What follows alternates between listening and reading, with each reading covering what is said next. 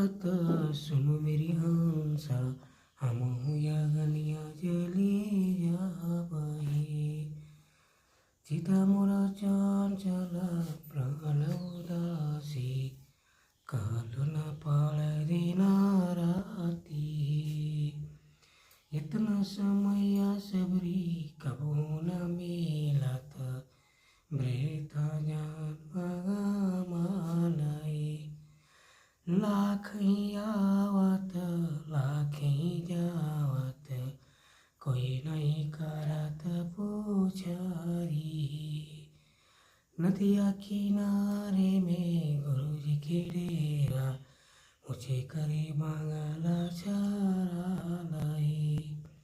वही पंथे आवाला सतगुरु साहेब